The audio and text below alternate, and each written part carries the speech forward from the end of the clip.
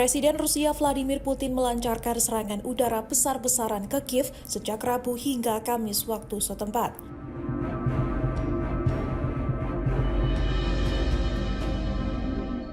Serangan tersebut disebut menjadi salah satu gempuran drone terbesar dan paling berkepanjangan sejak Perang Rusia-Ukraina dimulai.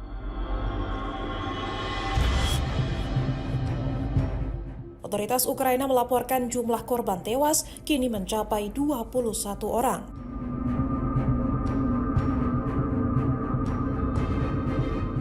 Korban ditemukan secara bertahap dari reruntuhan bangunan yang hancur akibat hantaman rudal dan drone Rusia.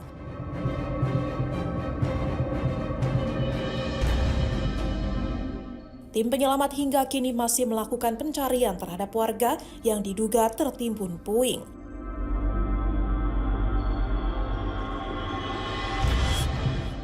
Presiden Ukraina Volodymyr Zelensky menyebut Rusia telah meluncurkan lebih dari 1.560 drone dalam waktu 2 hari.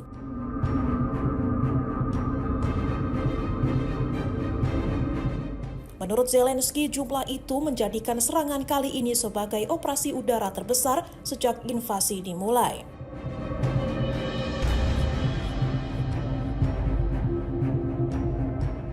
Selain ribuan drone, Rusia juga menembakkan sedikitnya 56 rudal tambahan pada Kamis dini hari.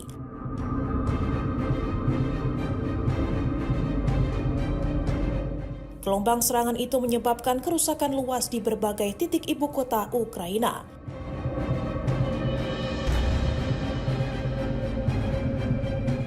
Beberapa bangunan tempat tinggal dilaporkan runtuh dan memicu kebakaran besar di sejumlah wilayah Kiev.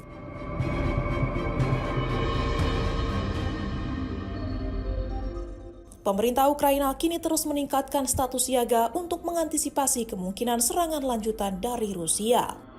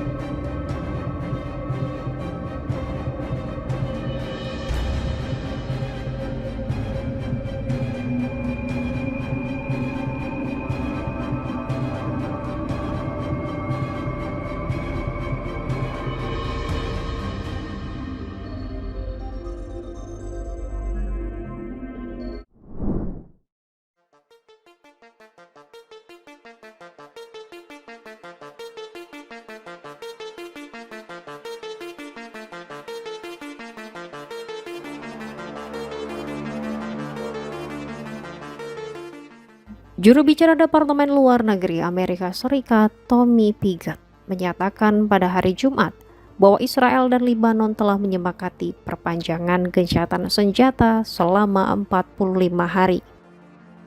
Kesepakatan yang melanjutkan masa gencatan senjata yang telah berlaku sejak bulan lalu tersebut ditujukan untuk memberikan ruang bagi tercapainya kemajuan diplomasi yang lebih lanjut.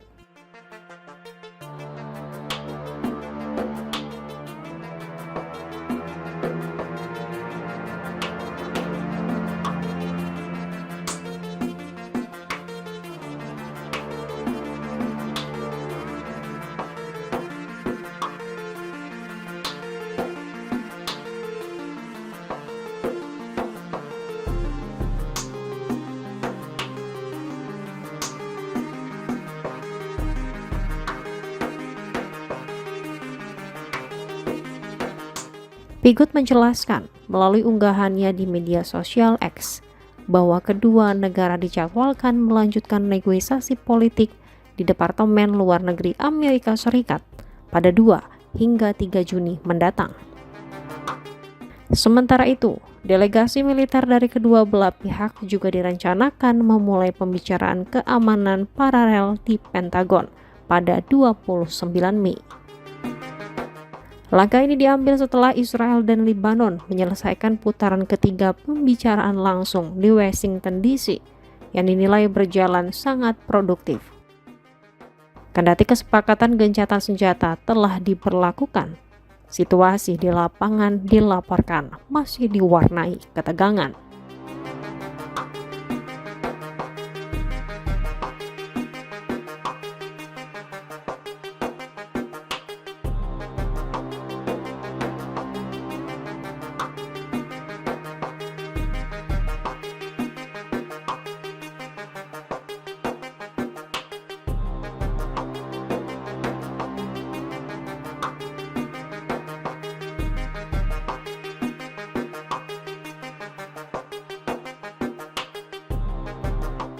Bentrokan bersenjata antara militer Israel dan kelompok Hizbullah di Lebanon Selatan terpantau terus berlanjut.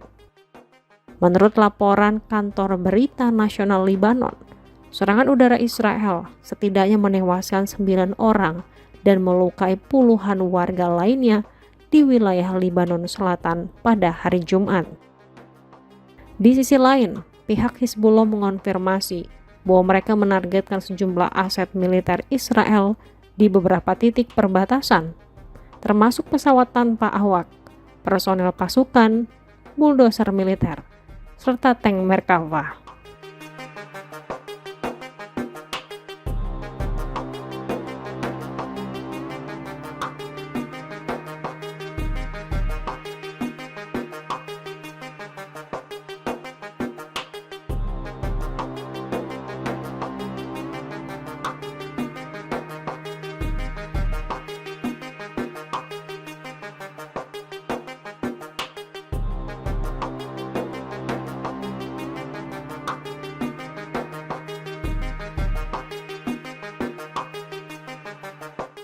Berdasarkan data dari Pusat Operasi Darurat Kesehatan Masyarakat Lebanon, rangkaian serangan yang terjadi sepanjang periode 2 Maret hingga 15 Mei saja telah mengakibatkan 2.951 orang tewas dan 8.988 lainnya mengalami luka-luka.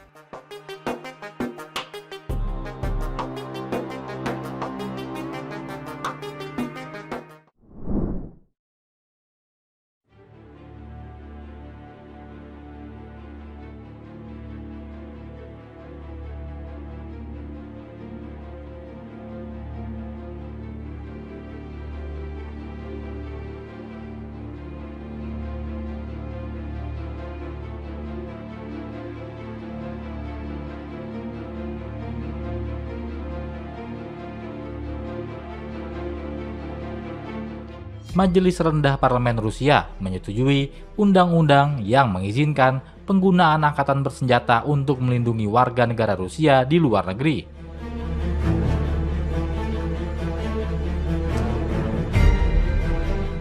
Namun, Barat menilai kebijakan ini memberikan lampu hijau bagi Presiden Vladimir Putin.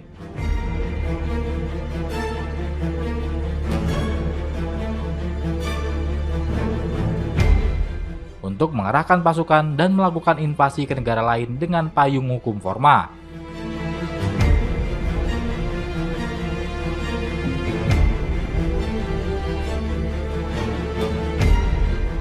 Berdasarkan dokumen resmi, undang-undang tersebut disusun sebagai respons terhadap potensi tindakan hukum dari pihak asing.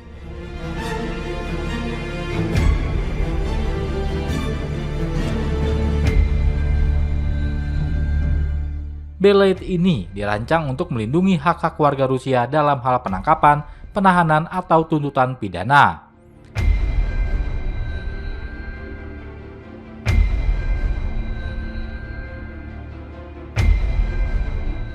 Berdasarkan keputusan pengadilan asing yang dianggap tidak melibatkan partisipasi Rusia.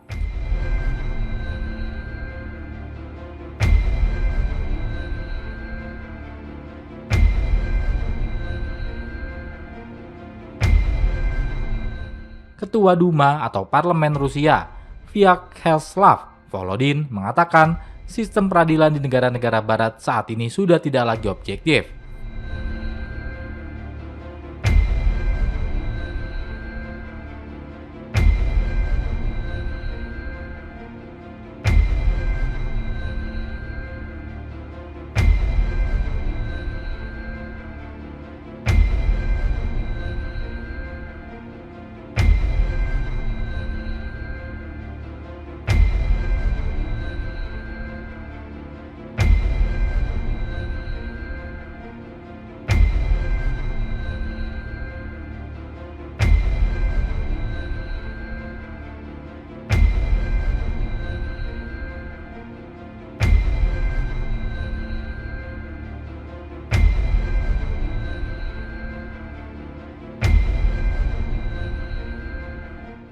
Senada dengan Volodin, Kepala Komite Pertahanan Duma Andrei Kartapolov mengeklaim bahwa legislasi ini merupakan langkah defensif melawan sentimen anti-Rusia yang meningkat.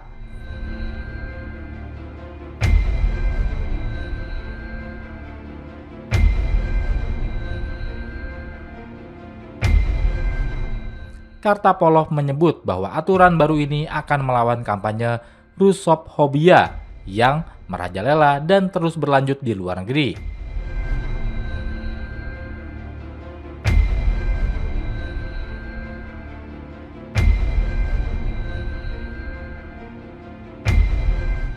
Di sisi lain, langkah legislatif ini menambah kekhawatiran para pejabat Eropa.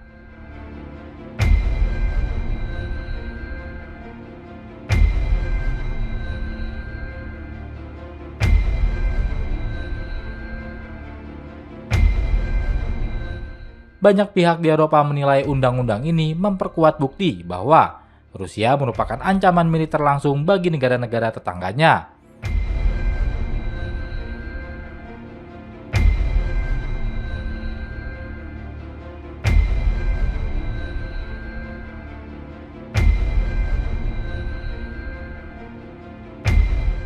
Apalagi sejarah mencatat bahwa Putin pernah menggunakan argumen serupa, yakni melindungi warga negara dan populasi berbahasa Rusia.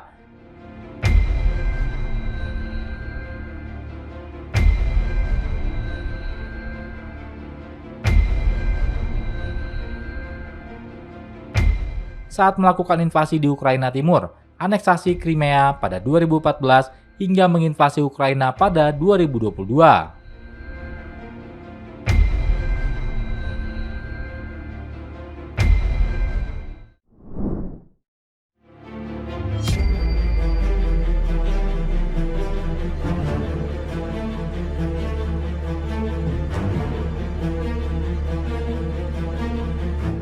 Kapal induk Perancis Charles de Gaulle dikabarkan akan segera tiba di dekat Selat Hormuz.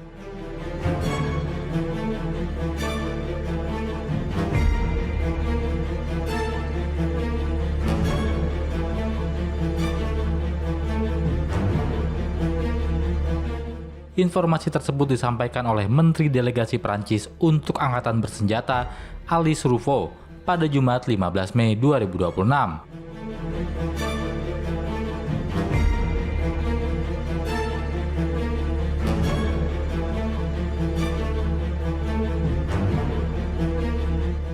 di tengah meningkatnya ketegangan di kawasan Teluk.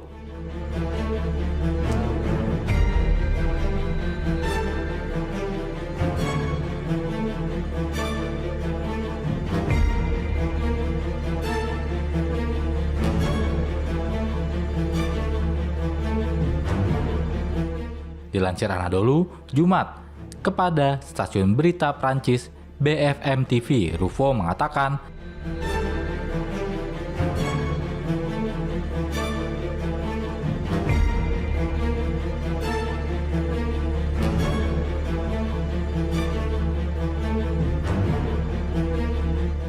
kapal induk Prancis Charles de Gaulle bergerak ke Laut Arab dan sudah berada di kawasan tersebut.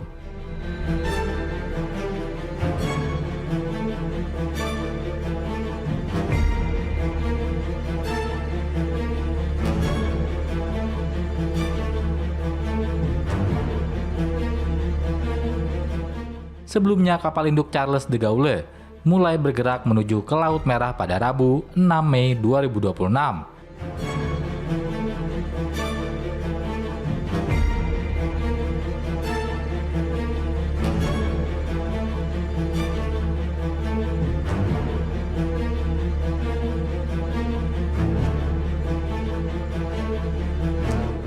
Ini merupakan bagian dari rencana gabungan Prancis-Inggris di Selat Hormuz untuk menghadapi kemungkinan misi pemulihan navigasi.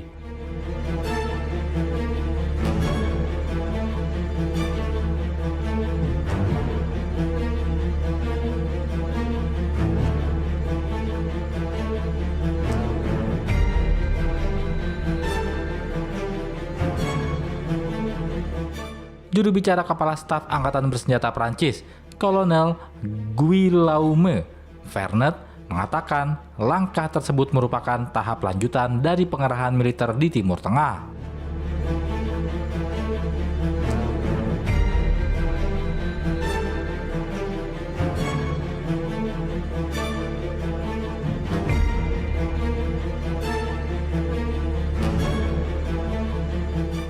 Upaya itu disusul pemerintah Inggris melalui Kementerian Pertahanan pada Sabtu 9 Mei 2026.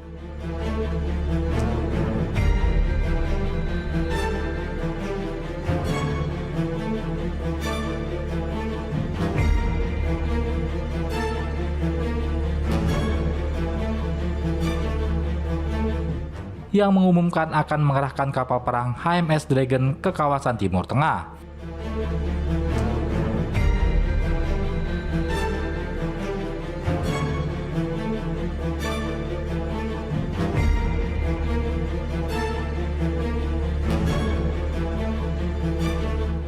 Prancis dan Inggris memimpin misi multinasional untuk memastikan kebebasan navigasi di Selat Hormuz.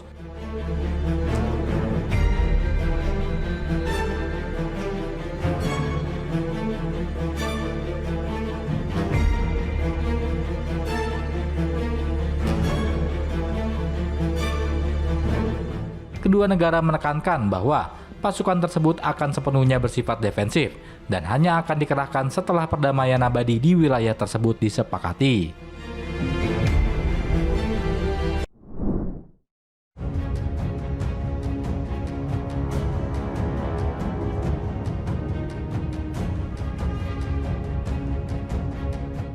Presiden Amerika Serikat Donald Trump dan Presiden China Xi Jinping belum mencapai kesepakatan konkret untuk mengakhiri perang Iran meski sudah menggelar pembicaraan langsung di Beijing.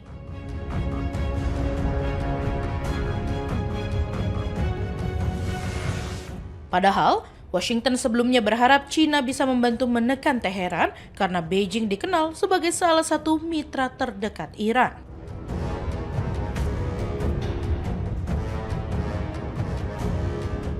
Dalam pertemuan itu, Trump dan Xi sama-sama sepakat bahwa Iran tidak boleh memiliki senjata nuklir.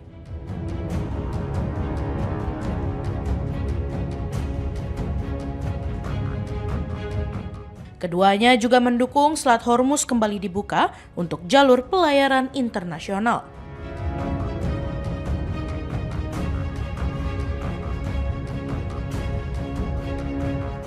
Namun, hingga pembicaraan berakhir, belum ada langkah nyata atau formula damai yang disepakati kedua negara untuk menghentikan konflik di Timur Tengah.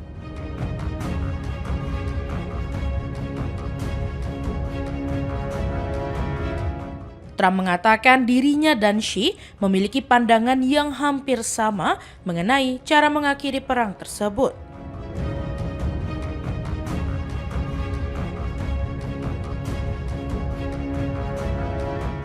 Meski begitu, tidak ada tanda bahwa China bersedia ikut terlibat lebih jauh dalam tekanan terhadap Iran.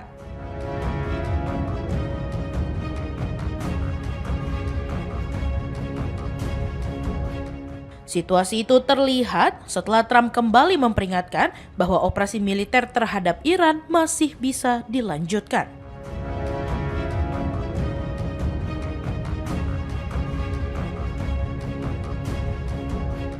Sebelum pertemuan berlangsung, pemerintah Amerika Serikat memang terus mendorong China agar mengambil peran lebih aktif untuk membantu membuka kembali Selat Hormuz.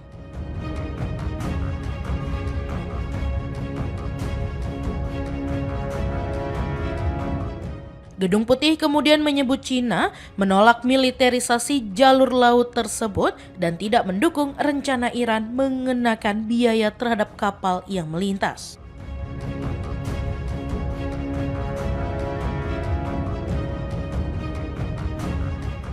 Trump juga mengklaim Xi Jinping telah berjanji tidak akan mengirim bantuan peralatan militer ke Iran.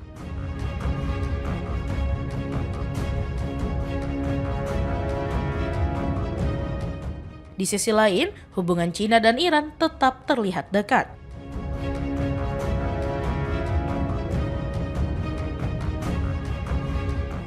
Media Iran melaporkan sejumlah kapal tanker Cina sudah diizinkan melintas di Selat Hormuz setelah mendapat persetujuan dari Teheran.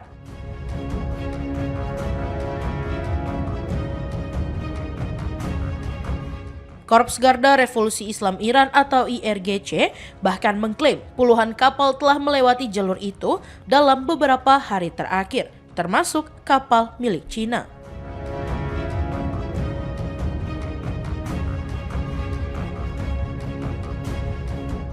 Cina sendiri kembali menegaskan bahwa Iran berhak menggunakan energi nuklir untuk tujuan damai selama tidak dipakai mengembangkan senjata nuklir.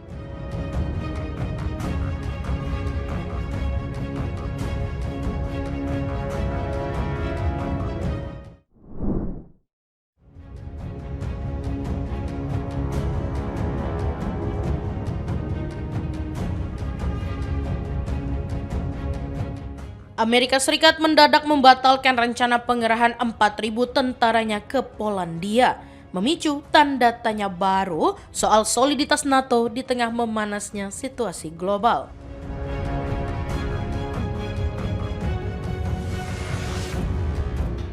Keputusan itu diungkap pejabat militer Amerika Serikat saat sidang Kongres pada Jumat.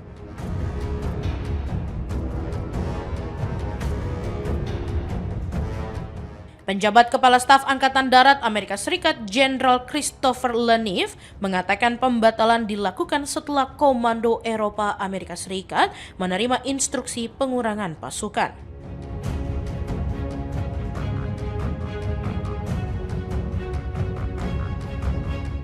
Menurutnya, brigade lapis baja yang sebelumnya disiapkan ke Polandia akhirnya batal diberangkatkan meski sebagian perlengkapan militer sudah lebih dulu dikirim.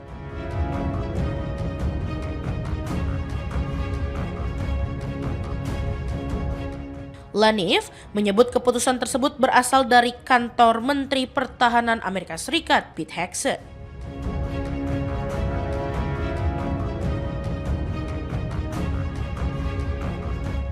Langkah Washington langsung memicu reaksi keras dari sejumlah anggota Kongres.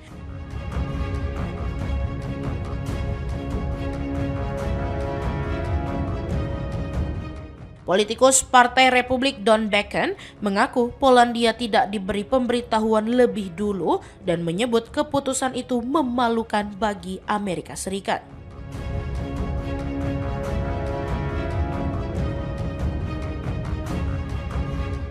Kritik juga datang dari Partai Demokrat yang menilai pengurangan pasukan bisa membuat Amerika Serikat dipandang sebagai sekutu yang tidak konsisten.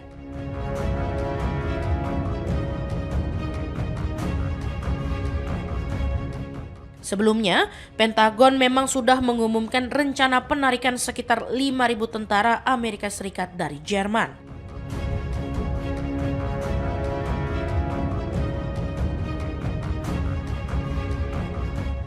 Kebijakan itu muncul di tengah ketegangan antara Presiden Donald Trump dan sejumlah sekutu Eropa terkait perang Iran.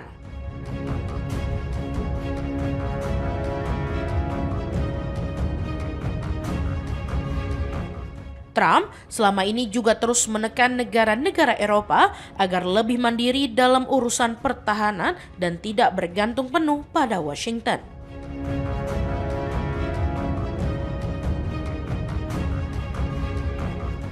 Meski begitu, NATO menyebut perubahan posisi pasukan Amerika Serikat tidak akan mengganggu strategi pertahanan aliansi di Eropa.